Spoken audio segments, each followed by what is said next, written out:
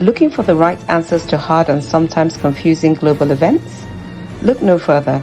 SSM's team brings unique perspectives from across the globe.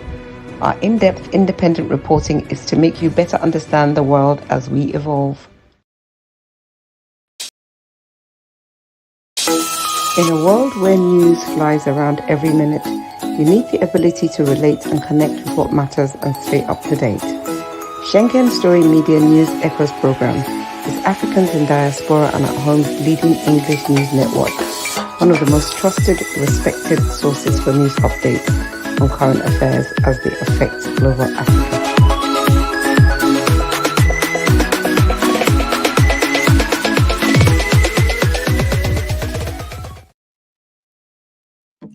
Hello, viewers around the world. You're welcome.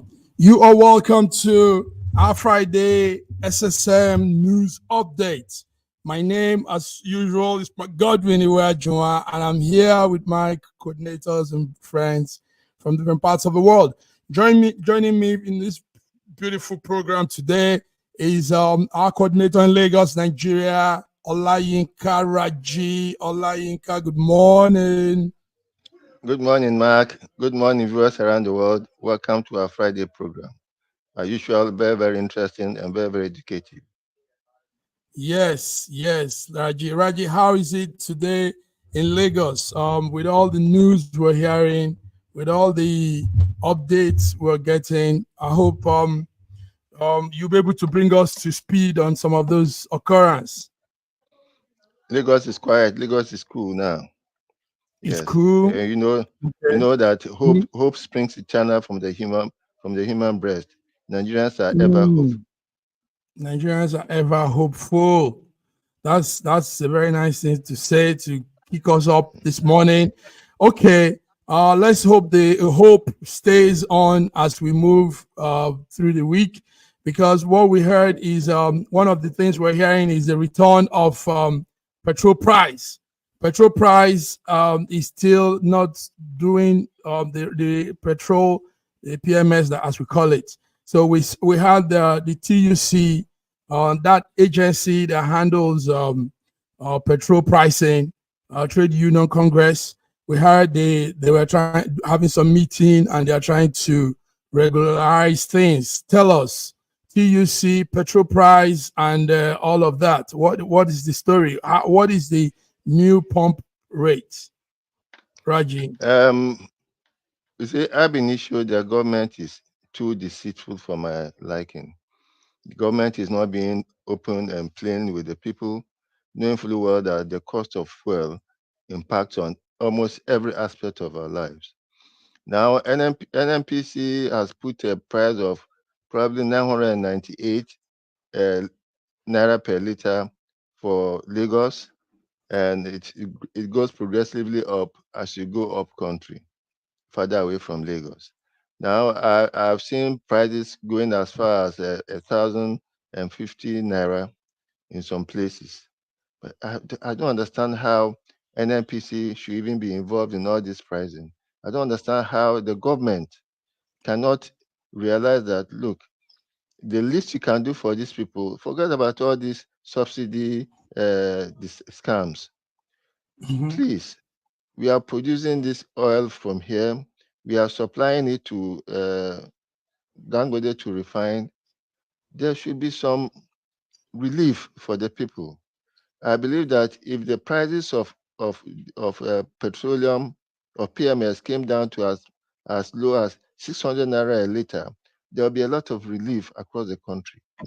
Let the government look more on the people rather than on the whatever they call about GDP or something. You cannot do economics without the human being. So no matter how the country's GDP improves, if the people are suffering, you have not done anything. Economists should have. But before we continue, Raji, let's welcome our big man, Sir George Chukwu from Toronto, Canada. Sir George, good day to you. Good morning, Godwin. Good morning, Olayinka Raji, and good morning, viewers from around the world on our Friday news, or world news, actually. It's a pleasure to be here. Yes, world news affairs.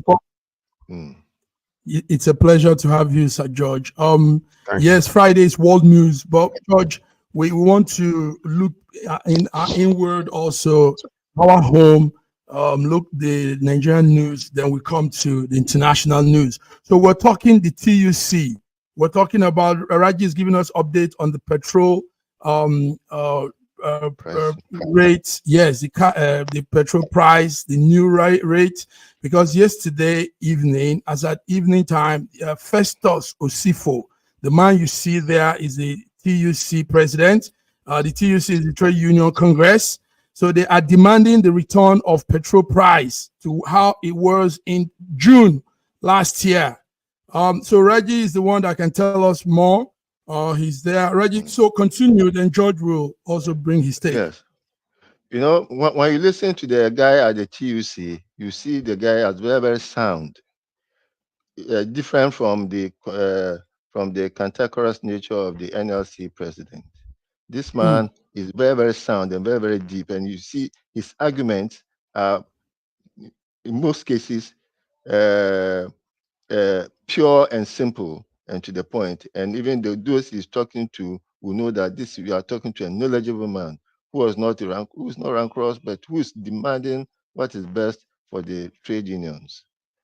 So if the man is asking for a price reduction to when it was in June last year, he has done his homework.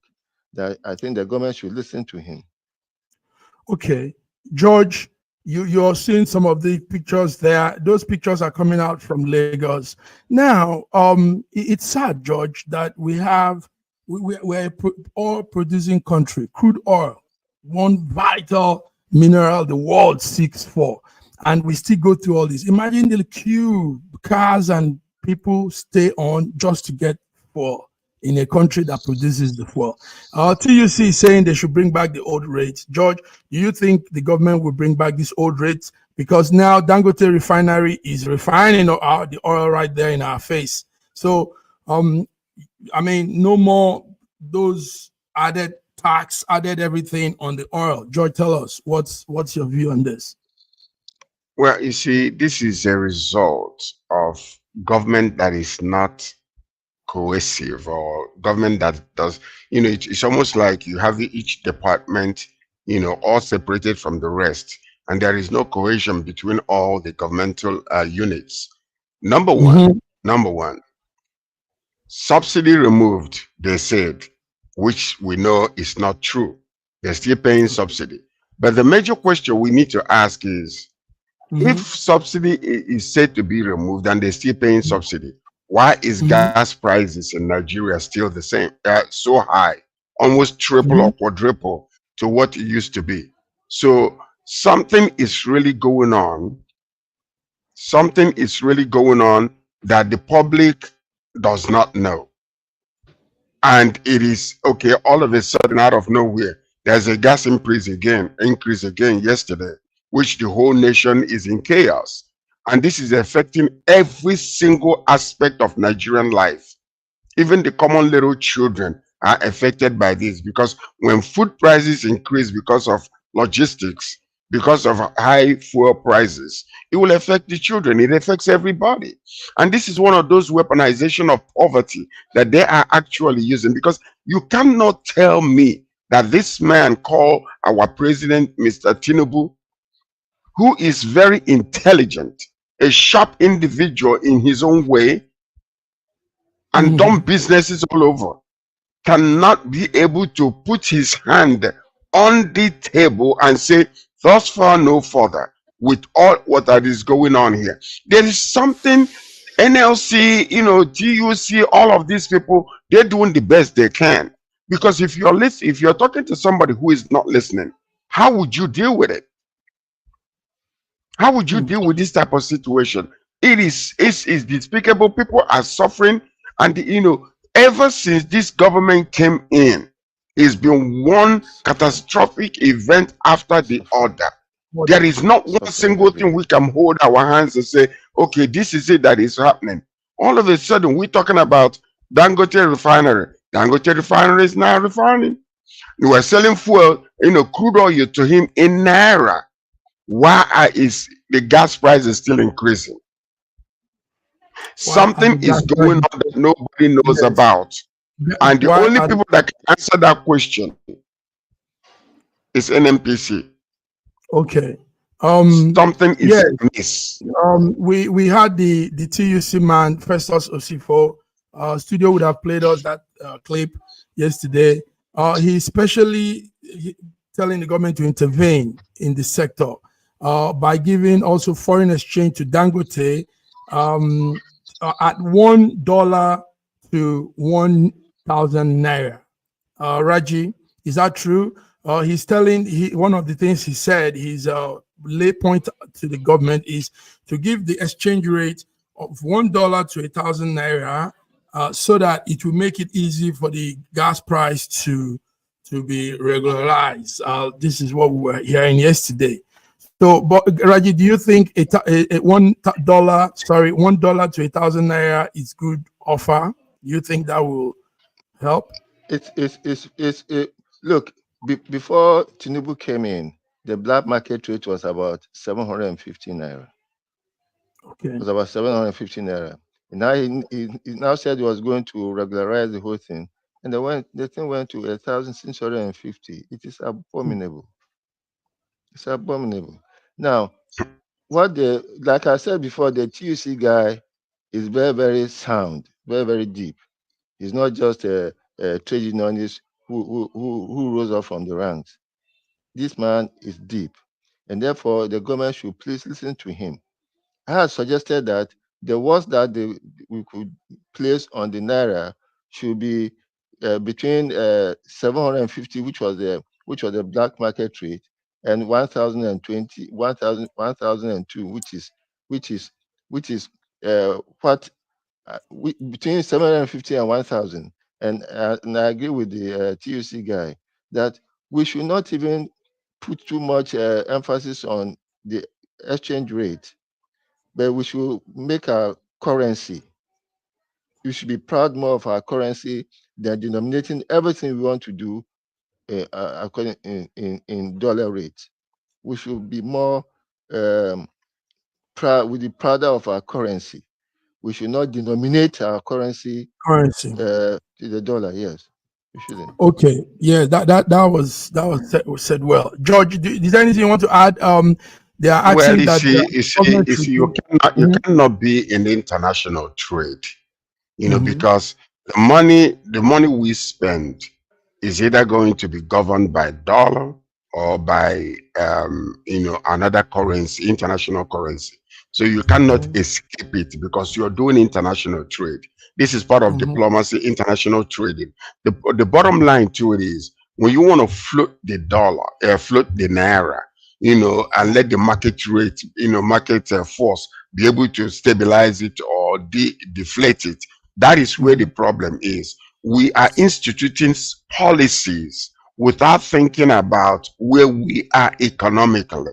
Are we viable enough to institute some of these policies? Because what we are seeing is without you planning ahead, without you taking these strategic steps that are needed in order to align to where you are, you just bring all these policies upon. And then all of a sudden, it's just like somebody, usually if you meet somebody, you go from one level of relationship to another until you reach marriage. But you meet somebody today and tomorrow you get married.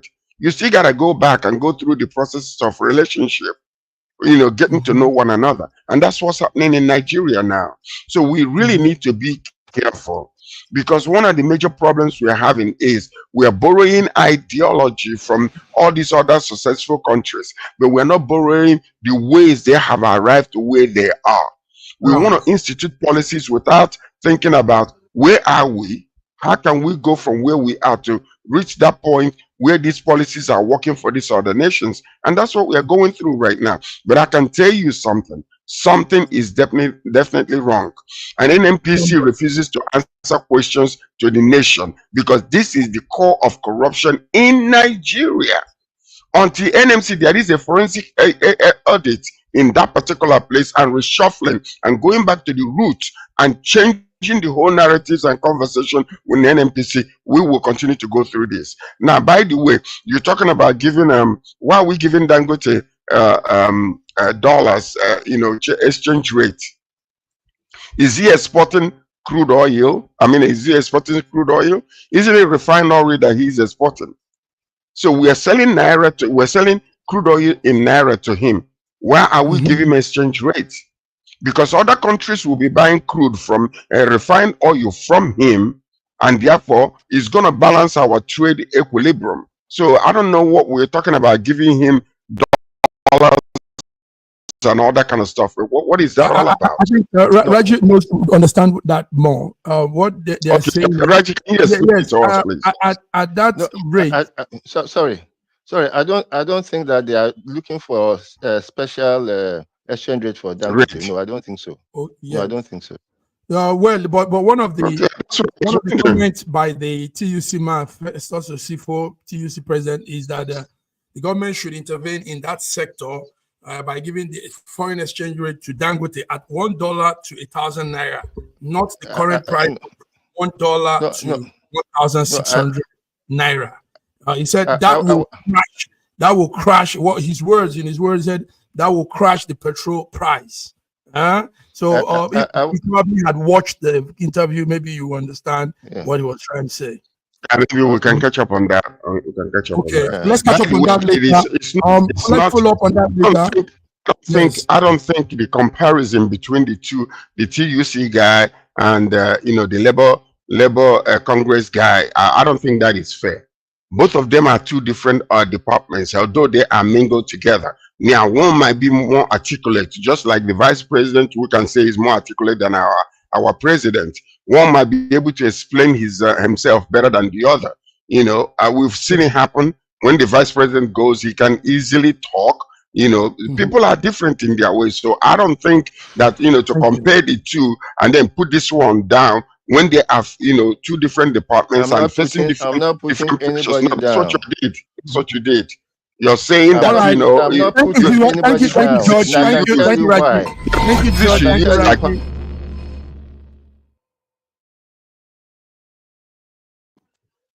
Gentlemen, we want to continue with our discussion. I hope you can hear me. Yeah, we can hear you well. Yes. Okay. Yes. The other side of the discussion is we want to also at this point, since we're in the Nigerian story, let's talk some other things also around Nigeria before we move on to those other topics. One of such is that it's not a Nigerian story, but it affects Nigerians in the diaspora and more Nigerians. Money transfer service called MoneyGram yesterday had a major hack, and he says it has exposed its customers to some personal and financial information to cyber criminals. So we are using our medium.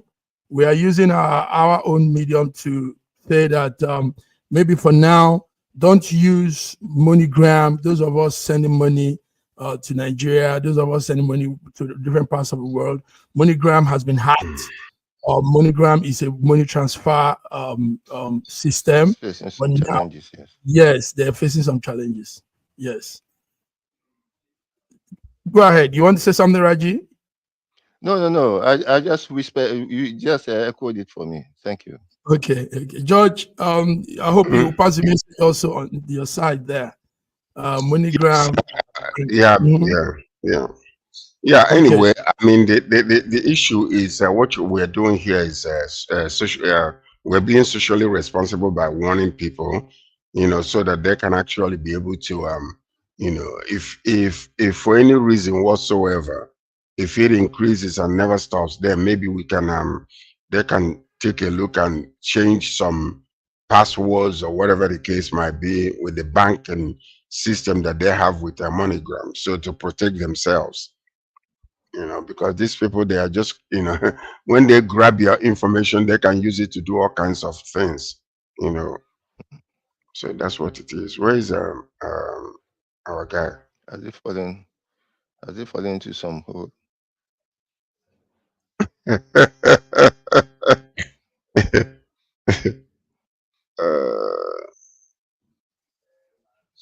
So some of these things are it's very, very dangerous, because what happens is when they grab all that information, Financial sometimes details. they will hold on to the information for a while without you even knowing that, the compromise is still ongoing. So now everything will be fine until one day you start seeing all kinds of mess happen in your own account, because they will download some things from, MoneyGram, and then keep it, and then later on they will start doing some magic, whatever they do out there, which might affect a lot of thousands and thousands of people. So that's one of the major issues. And possibly also, when they do this hacking, they will hold MoneyGram hostage until certain amount of money is paid. When they pay them that money, then they will let them go. So it's happened so many times, even in Canada here, where some, governmental departments might be held, they hack into the system, like school system, and then they will ask them, unless you pay a certain amount of money, we are not going to release the information. And then these things are happening daily, because thousands of transactions are going on in the school system or some of these other institutions. Some of them are affiliated with the government, some of them are not. So that's one of the major problems. So, but anyway, hopefully, they'll be able to correct the mistakes or whatever the case might be, so that there will not be an ongoing consequences to their customers. Sir George, So, is there a way you can call off Mark? yes, so let me see what is going on here.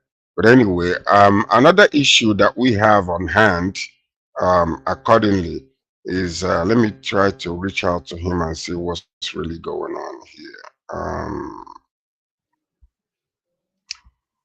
So, while we're waiting for Mark to come back, there is another situation that we have on hand here. We're talking about the world affairs. Have we spoken about Hezbollah and Israel update? Did we talk about that yet? No, we haven't. We just started. We haven't spoken about Okay. the. So, talking about Hezbollah and Israel, I mean, recently there has been a lot of attack that took place. Israel bombarded Gaza also, and Hezbollah, and about 22 people were killed, and 22 people were killed, and several people were injured. And there has been a world condemnation over what Israel has done, and that they're committing war crime. So this is what is out there right now. So what do you have to say about that, Raji? So, I've said this so many times. As far as I'm concerned, whatever is happening outside Gaza is a distraction from whatever is happening inside Gaza. The attack on Hezbollah, the Iranian involvement, the Houthis, and all those things, they are all a means of distracting attention from the genocide that is still ongoing, and with vicious wickedness in Gaza. More than 90% of Gaza residents are in camps, or residences are inhabitable at this moment. No hospitals, and even Israel is threatening to take over United Nations facilities in Gaza. To take over United Nations facilities in Gaza, this is abominable. This is serious intransigence on the part of Israel. I don't know how Netanyahu can become so arrogant and so wicked and so devilish in all his. He has no respect for anybody, not for the United Nations, not for anybody. How can Israel threaten to take over United Nations facilities in Gaza? In fact, they have been killing United Nations staff, United States staff, and all those things. No respect at all. It is not Yeah, right. but something happened actually there, where there were two UN peacekeepers were injured in the last attack that just took place. So that's one Yes. of the things. But the question also arises on this. Yes, indeed, Israel is on a defense mode, and possibly they have gone a little too far in trying to defend themselves. But when you really think about being surrounded and being warned about that, them being annihilated, the Houthis are there, Hezbollah is there, Hamas is there, and Iran is fueling all these people. I don't know how we can be able to bring a balance to this whole desperately equation. wicked. Okay. Thank you, gentlemen. I'm sorry. Something just went wrong from our studio from this end. Okay. I don't know. Yes, but thank you very much for keeping it. I thought you fell into a black hole or something. God forbid. Thank you for keeping it. Yeah, anything will happen, Judge. So yes, we were saying some things there. Before we continue, gentlemen, on the Nigerian topic, let's do a small birthday praise. There's a woman called Abike Dabiri. Abike Dabiri, a lady. Yes. Lady. Huh? There's a difference between woman and lady. That's lady. No, it's a woman. It's a woman, please. Man, woman. Okay, lady. Abike Dabiri. Fact, we are here with her now. We are here with her. I was just with her yesterday. She's with us in Canada, and she's attending Canadian Nigerian Business Investment Summit. And as a matter of fact, we're going to see her today again. We'll sing happy birthday to her, and I will send you some pictures later on. Massive Mark. Yes. On our page, George, is the card SSM designed for her. So you could also send her that and tell her this is coming from the network SSM, and we want to wish her a happy birthday. Yes, she's doing some. It's not easy though, but she's doing some real great things. She's able to. She's like that bridge between Nigeria and the diaspora, Nigerians in diaspora, and she has been doing the job for years now. Really trying her best, and even though, like we said, we could have some differences, different views, different inclinations politically and all that, but whoever is at the top, we know how it is to be at that top.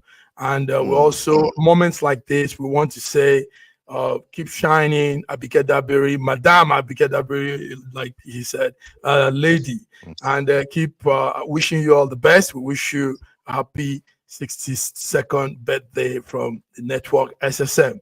Raji, you want to say something to the lady? Yes, I want to say that she's a proud Great Ife. Okay. And we're in university together. We're in Ife together. Wow. And, there's always a kindred spirit between guys who went to the great University of Ife. I wish her a very happy birthday. And I'm sure we have a unique group. And I'm sure she'll be celebrated even on that platform. Good. By the way, unless you meet this woman, you will not know how beautiful she is. Wow. And how diligent. I'm serious. She's so radiating and disarming, and wow. she's so down to earth. This woman, I am telling you, her diligence. She just stole my heart. Meeting her, seeing how she conducts herself, the regal attitude. I'm very, very beautiful, amazingly beautiful. No, seriously, and so I wish her a wonderful, happy 62nd birthday, and she's doing out great things. If you listen to part of the plans, as a matter of fact, she is actually helping to ensure that diasporans will start voting very soon. So with that, you say, Dr. Abike Dabiri Erewa, happy birthday to you. We love you. Continue the great job that you are doing. And we know that it's not easy, but between you and Festus Kayamo, you guys are making the government look very, very good. Happy birthday. Thank you, George. George, your own went very strong.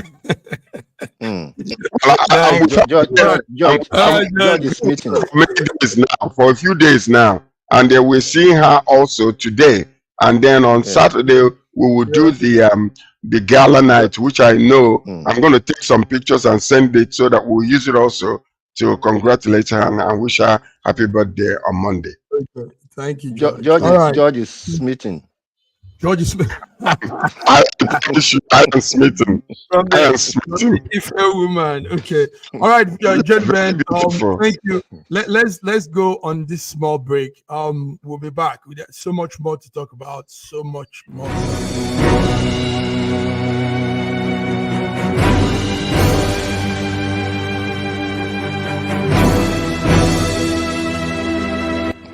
Looking for the right answers to hard and sometimes confusing global events? Look no further. SSM's team brings unique perspectives from across the globe. Our in-depth independent reporting is to make you better understand the world as we evolve.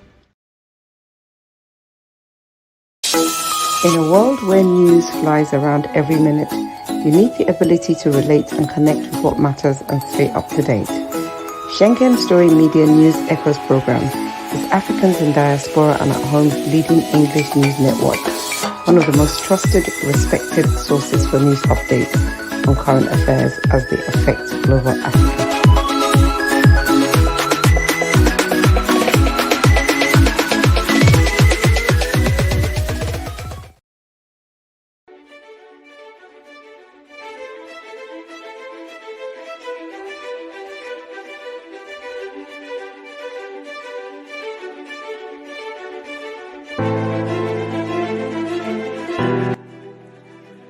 Hi there, I'm Mary Keurig, and I am a businesswoman in the United States, but I'm also the Global Content Vice President for the Sub-Saharan Open University in Nigeria.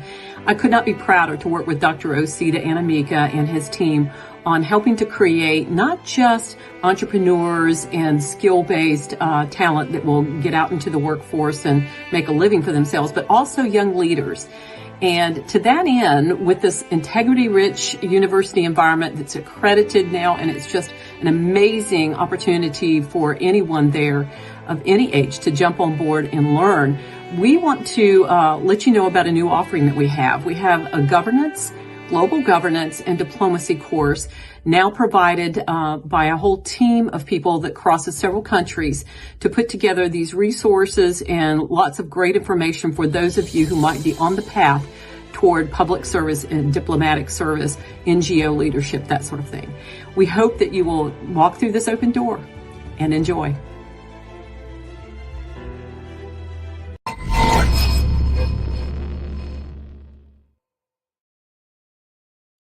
Yes, viewers, we're back. We're back on our Friday SSM International Updates. George, let's come to, before we go into the other topic, let's come to the weather situation, George. During the week, we saw the typhoon in Taiwan, Typhoon Kraton. We saw also the Hurricane Helene in America.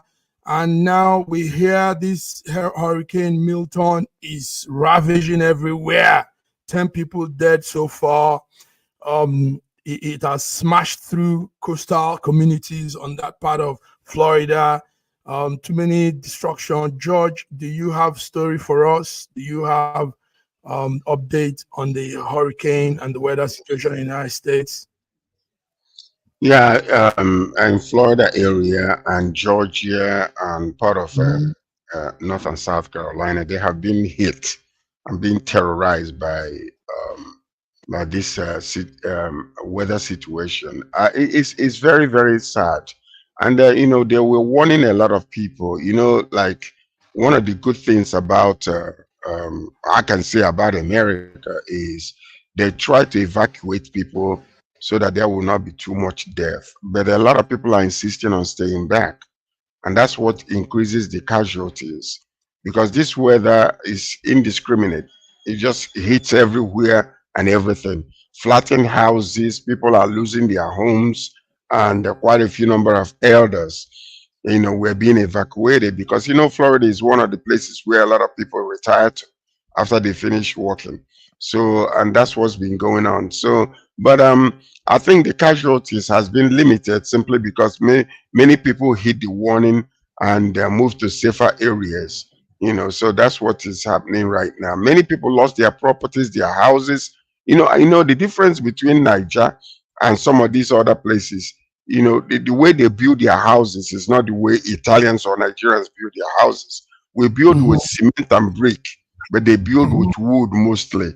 So most of their houses are with wood. So when some of these very harsh tornadoes and things happen, it just flattens the whole entire house.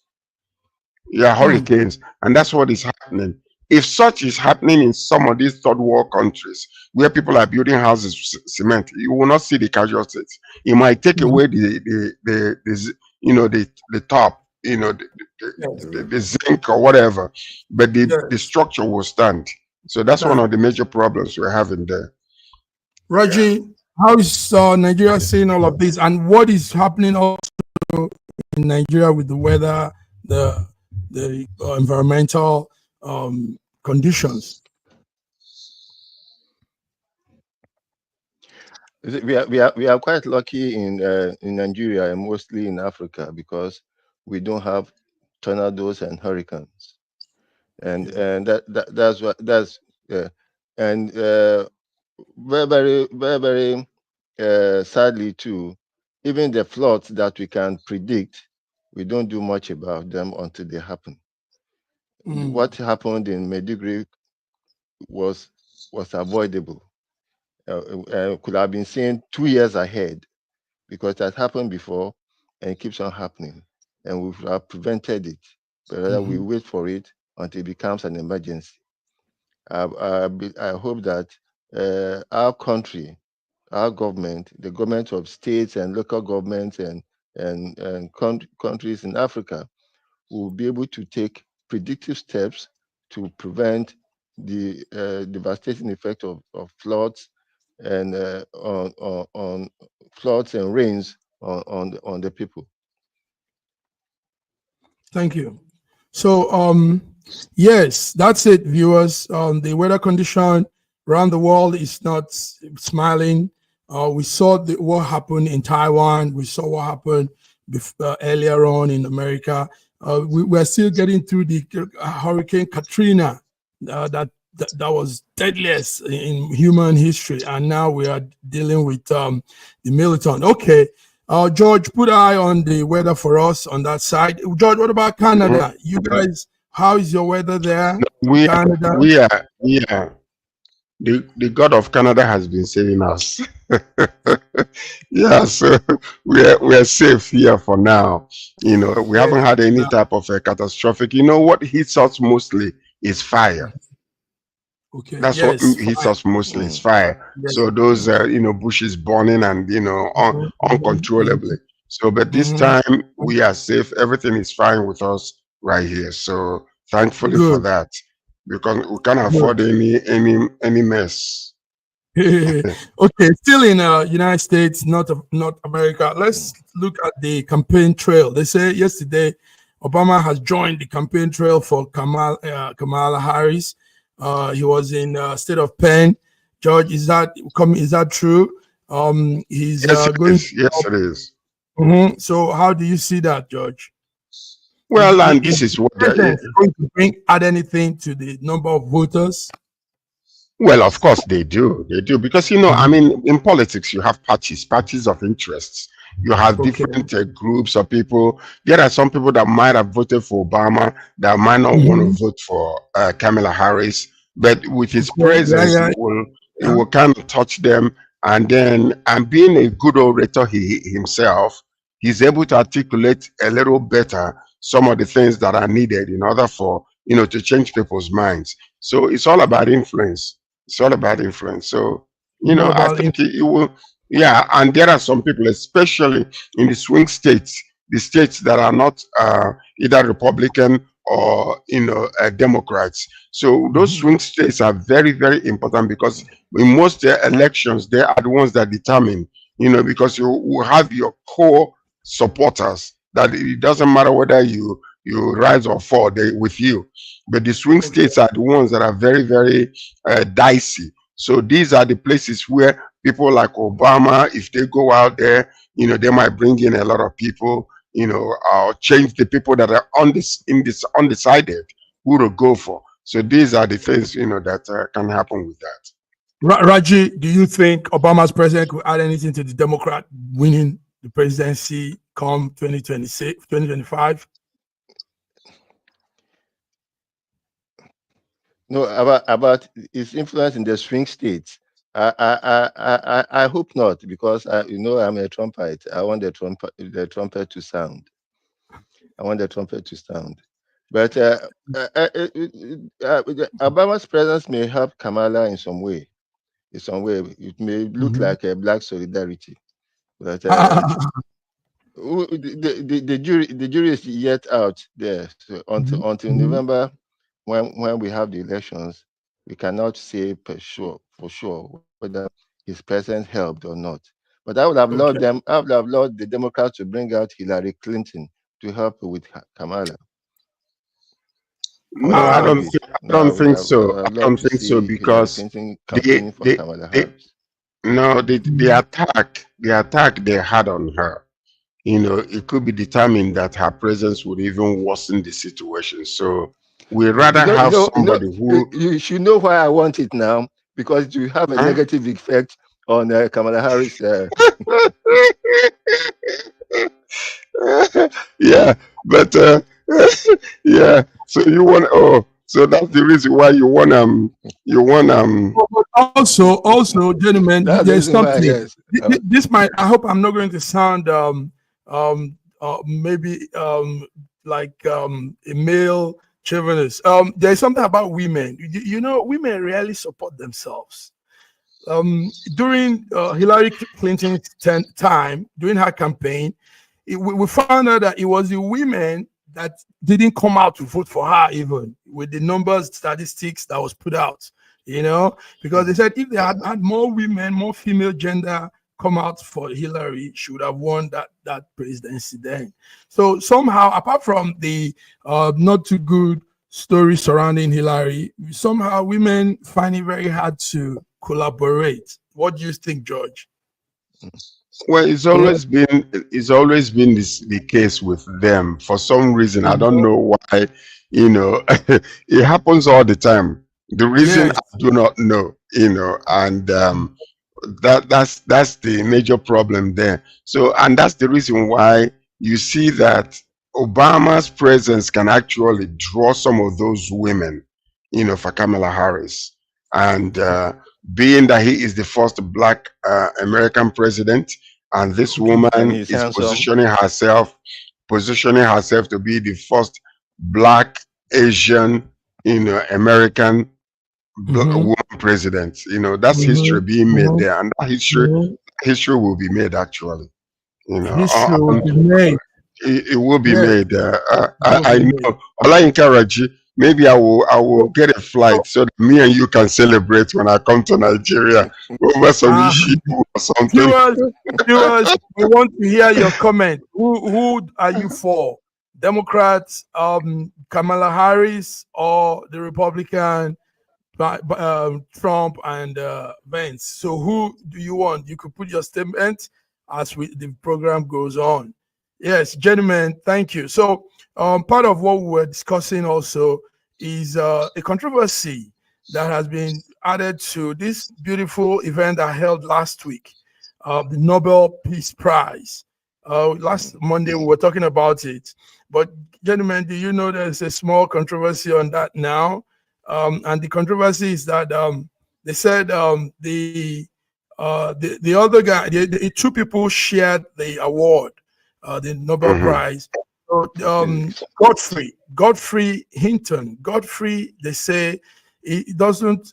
His category is not from the physics side. He's not a physicist. This is what a lot of people came out to attack, and they are igniting a debate over this.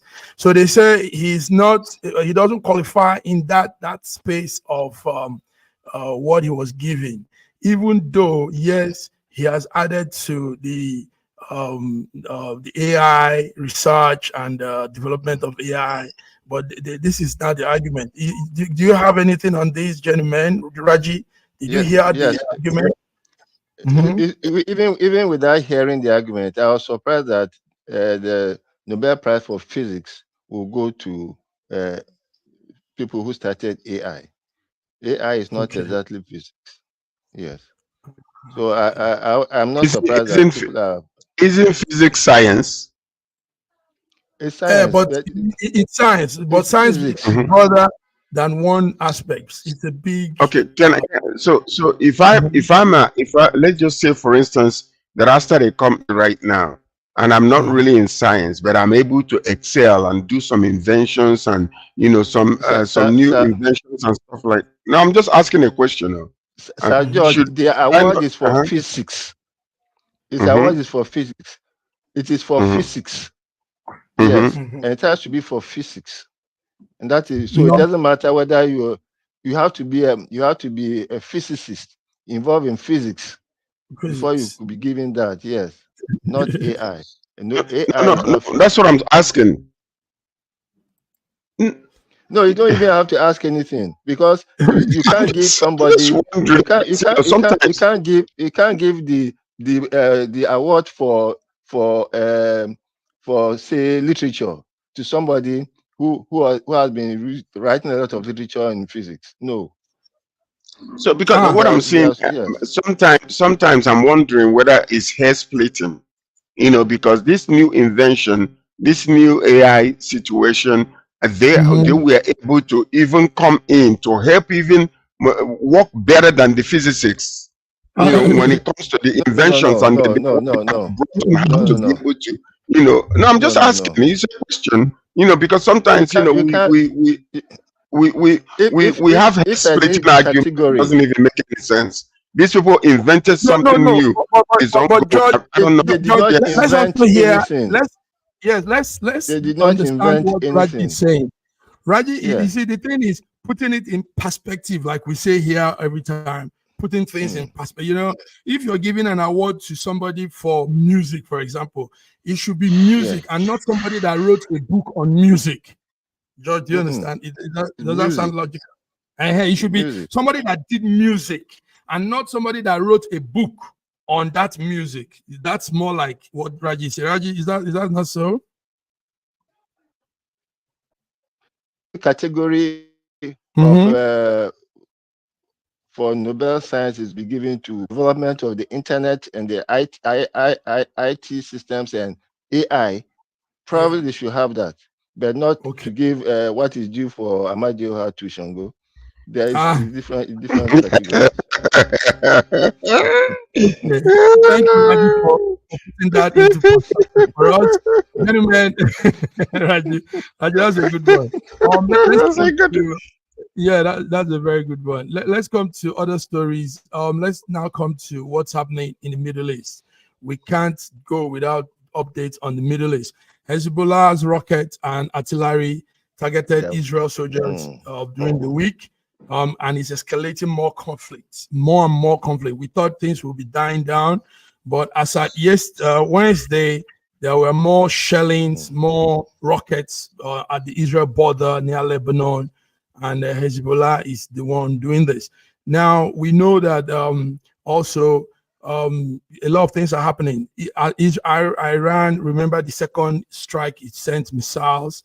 And we know also Israel has killed a lot of their commanders, a lot of the Hezbollah officers, key officers. But all of this put together somehow, somewhere, might begin to affect global business, oil, mostly oil price and oil rates and everything, because we know some of those things are also being done from the Middle East. So, gentlemen, let's hear you, George. What this whole thing? How do you see this? Tell us, Middle East and all the escalations. You see, some of these things that are happening is more spiritual than diplomatical and political. And it's just almost like when we're talking about what is happening with the weather conditions and all that kind of stuff. All these things, it's already been predicted that it's going to happen. There's going to be increase of earthquakes and all those type of things. And, we want peace to happen in the Middle East. But we also know that it's going to be practically impossible for that peace to take place. Why is that? Because it's been talked about, it's been predicted, it's been prophesied, and it is happening in our own eyes. So now the point is, from our own human efforts and human standpoint, we will do the best we can, to ensure that there is peace in the land, or that casualties that come out of this conflict will be reduced drastically. The common people, not just citizens, common people that doesn't even can't make any decision whether they want war or not war, are the victims in this whole thing. The people that are perpetrating this and are making these decisions, they are all in their sealed houses. They are all in their bunkers. But yet, the common man that is just minding their own business, going to the market to sell something or to buy something or to drive their own car, to bring their children, are the victims. And these are the things we need to really consider. We condemn any type of killing when it comes to civilians, whether it's from Israel, from Hezbollah, from Hamas, from the Houthis. It doesn't matter. We condemn it. Humans are humans, and life is very precious. Whether it's a Jewish life or Palestinian life or black life or white life, all life matter. So all we are praying for is that there be a common level of understanding that will be benefit both sides. They will come to that place where they will say, okay, let us dwell together in peace. If it is two-state solution, let us sit down and discuss it and see how we can all benefit from it. Because all these things that are happening, whether we like it or not, the common people, the common men, the regular citizens that have nothing to do with the decisions are being put in arm's length, and they are suffering. Children are dying, elderly people are dying, soldiers are dying, civilians are dying. So we need to really find a way to level and come to that peaceful solution that will benefit everybody. Because it doesn't matter. Look at what's going on. People are dying daily. Innocent people going about their business. Thank you, George. Raji, you've said it here too many times. The two-party agreement is what you stand on. Is that correct, Raji? I don't stand on anything. Two-state I solution. can tell you. Yeah, I can tell you that the two-state solution is a scam, ab initio. I can tell you that. But what is happening right now is the intention of Israel to take over the whole of Gaza and to create that Ben Gurion Canal. And I wish people will be, I wish the world, especially America, will be very, very decent in showing us the current map, the current situation in Gaza by showing us satellite maps of what is happening in Gaza at the moment. At the moment, more than 90% of Gaza habitation have been leveled to the ground. Millions of people are living in camps, living in abominable situations, and they are starving and they are dying. Whatever is happening outside of Gaza is a distraction from whatever is happening inside Gaza, and it is not right. But you're even talking of Gaza. What about what is happening in Lebanon now? Where you listen to me very well.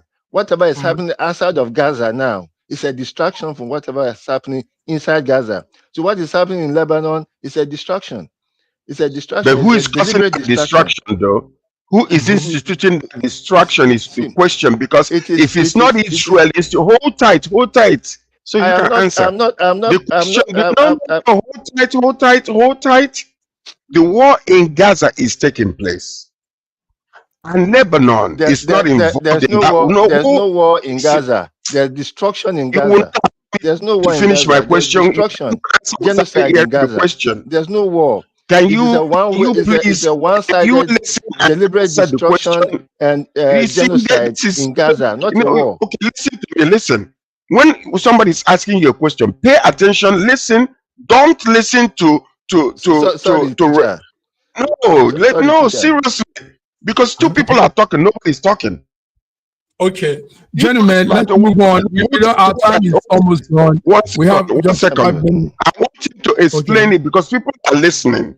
He's saying that whatever is happening outside of Gaza, like what's happening in Lebanon, is a distraction. Who is causing that distraction? Is it Israel causing the destruction or Hezbollah? Iran. Who is causing it? You are now splitting. You are now splitting hairs. And if you have to go that, it's a long history behind that. But whatever is happening in outside of Gaza now is a distraction of whatever is happening, the deliberate genocide that is happening in Gaza.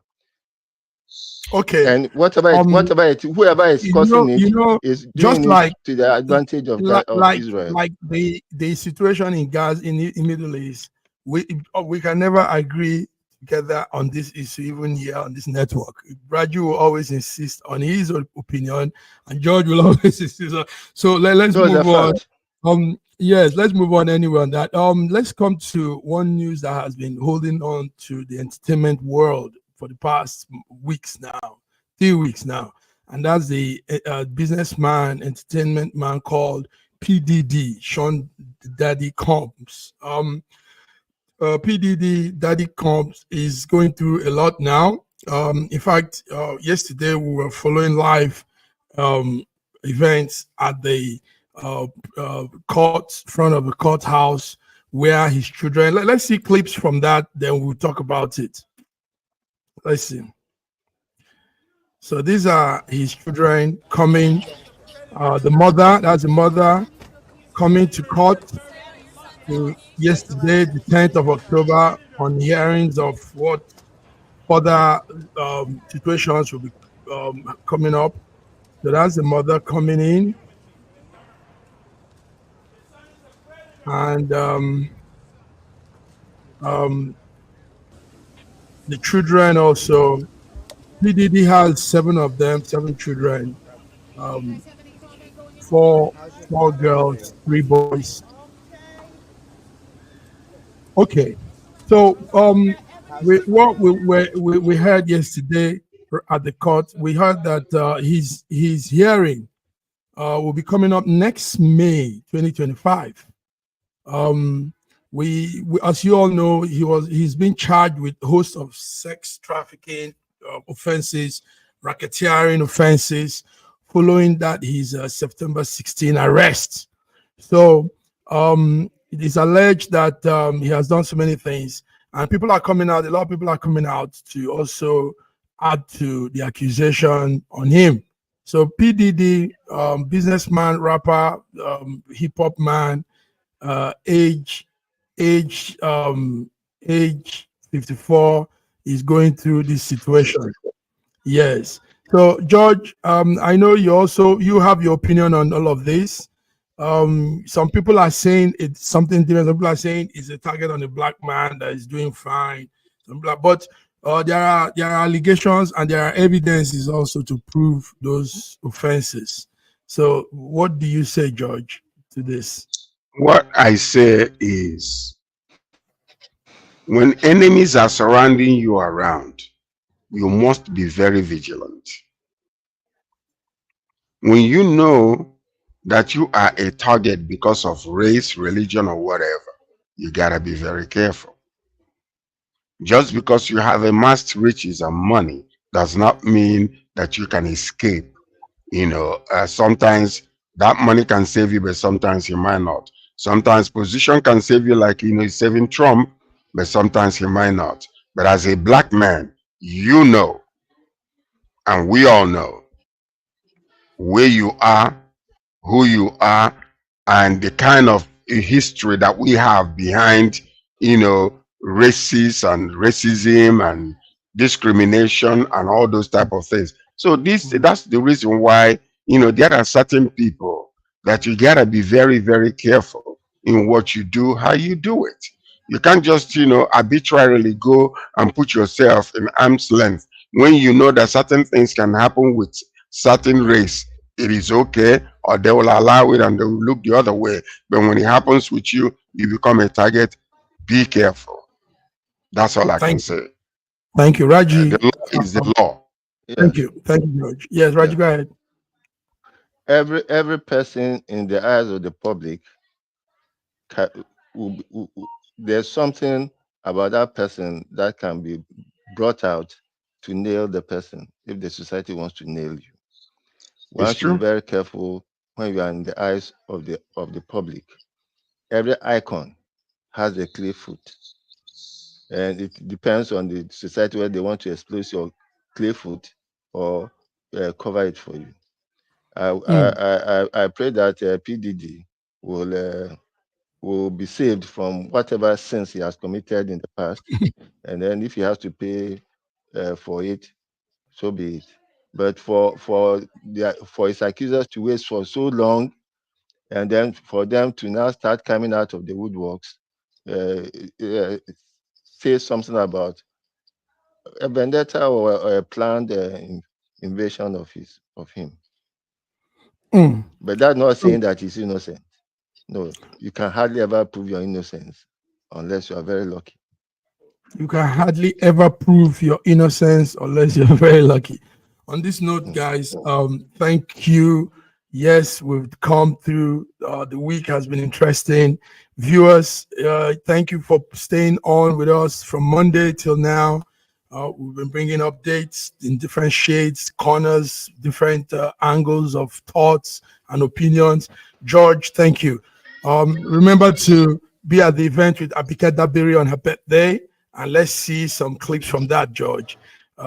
Raji, we'll send you some. I have some pictures already, but I will send you some more. All right. So, viewers, thank you. Until we come again on Monday, Between the Lines, have a beautiful weekend. And please don't do what will put you to nice weekend for all of us. You won't be able to. You don't do what you won't be able to tell us you did. And that is eating amala with a wedu. Is that included? All right, man. Thank you, guys. Bye-bye.